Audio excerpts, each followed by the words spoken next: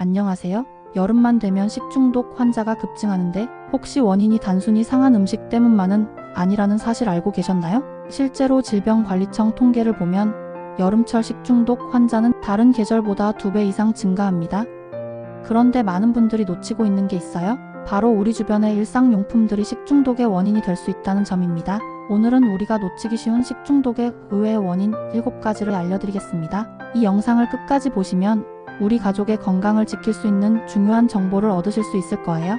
그럼 지금부터 식중독을 일으키는 원인을 하나씩 살펴보겠습니다. 첫 번째, 젖은 수세미와 행주입니다. 여러분, 설거지 끝나고 수세미와 행주를 어떻게 보관하고 계세요? 많은 분들이 싱크대 근처에 젖은 채로 그냥 두시는데 이게 바로 문제예요. 젖은 수세미와 행주는 24시간 만에 수십만 마리의 세균이 번식합니다. 특히 여름철 높은 온도와 습도는 세균 번식의 최적의 조건이거든요. 젖은 상태로 조리대를 닦으면 세균이 음식으로 바로 전염되죠. 실제로 한 연구에 따르면 젖은 수세미에서 대장균, 살모넬라균 등 식중독을 일으키는 세균이 다량 발견되었어요. 해결 방법은 간단합니다. 사용 후 즉시 깨끗하게 세척하고 통풍이 잘 되는 곳에서 완전히 말려주세요. 일주일에 2-3회는 전자레인지에 1분간 돌려서 소독하시고요. 수세미는 한 달마다, 행주는 2주마다 새 것으로 교체하세요. 조금 번거로우시겠지만 건강을 위해서는 꼭 필요한 습관입니다. 두 번째는 도마의 칼집 틈새입니다.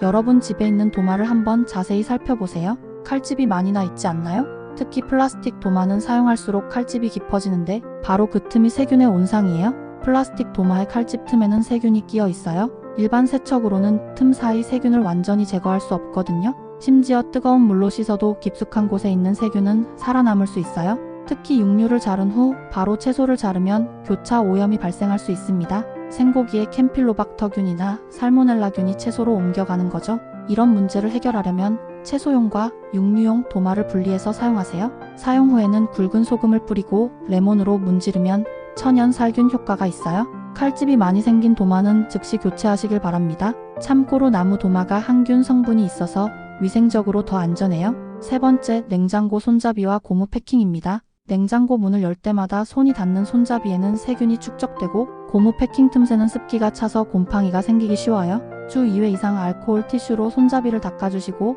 고무 패킹은 칫솔에 베이킹소다를 묻혀 청소하세요.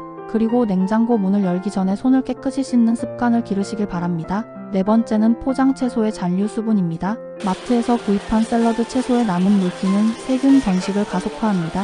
세척 완료 표시가 있어도 재세척이 필요해요. 포장을 뜯은 후 반드시 찬물에 한 번 더 헹구시고 키친타월로 물기를 완전히 제거하세요. 밀폐 용기에 키친타월을 깔고 채소를 보관하시면 더 좋고요. 개봉 후에는 2-3일 내에 섭취하시길 바랍니다. 다섯 번째, 뜨거운 음식 밀폐 보관입니다. 뜨거운 음식을 바로 밀폐하면 수증기가 응결되면서 세균 번식의 최적의 환경을 만들어요.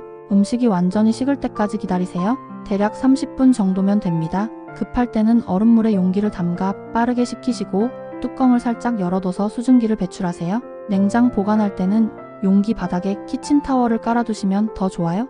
여섯 번째는 생수병과 텀블러입니다. 물만 담았다고 세척하지 않으면 윗부분에 침 속 세균이 번식해요. 생수병 안쪽에 곰팡이균과 대장균이 자랄 수도 있거든요. 매일 사용 후 중성세제로 깨끗이 씻으시고 일주일에 한 번은 끓는 물로 소독하세요. 좁은 입구는 병소를 사용해서 구석구석 닦으시고 물병을 다시 사용할 때는 뜨거운 물로 한 번 헹구시길 바랍니다. 일곱 번째, 마지막은 얼음 위생입니다. 길거리 음식점이나 카페의 얼음 위생 상태를 확인할 수 없어요. 제빙기 청소가 제대로 되지 않으면 얼음에도 세균이 있을 수 있거든요. 믿을 수 있는 업체에서만 얼음 음료를 드시고 가정에서는 정수된 물로 직접 얼음을 만드세요. 제빙기는 한 달에 한 번 전문 청소를 받으시고 의심스러운 얼음은 피하고 실온 음료를 선택하시길 바랍니다. 지금까지 여름철 식중독의 의외의 원인 7가지를 알아봤는데요. 어떠셨나요? 생각보다 우리 일상 곳곳에 위험 요소들이 숨어 있죠? 식중독은 갑자기 찾아오는 게 아니라 작은 부주의에서 시작됩니다. 오늘 소개한 7가지 중 하나라도 실천하면 건강한 여름을 보낼 수 있어요. 다시 한번 정리해드리면 젖은 수세미와 행주는 매일 말려주시고 도마는 용도별로 분리해서 사용하세요. 냉장고 손잡이와 고무 패킹은 주기적으로 청소하시고 포장 채소도 한 번 더 씻어서 물기를 제거해주세요. 뜨거운 음식은 완전히 식힌 후 보관하시고 물병이나 텀블러도 매일 세척해주세요. 마지막으로 얼음도 믿을 수 있는 곳에서만 사용하시길 바랍니다. 꼭 기억하셔야 할 것은 세균은 눈에 보이지 않는다는 점입니다. 깨끗해 보여도 세균이 번식할 수 있으니까요. 매일 사용하는 주방용품부터 점검해 보세요. 여름철 식중독 예방은 특별한 것이 아니라 일상의 작은 습관에서 시작됩니다. 번거로울 수 있지만 우리 가족의 건강을 위해서 오늘부터 하나씩 실천해 보세요. 건강한 여름 보내시길 바랍니다. 영상이 도움이 되셨다면 좋아요와 구독 부탁드립니다. 다음 영상에서는 여름철 안전한 음식 보관법에 대해 알려드리겠습니다. 감사합니다.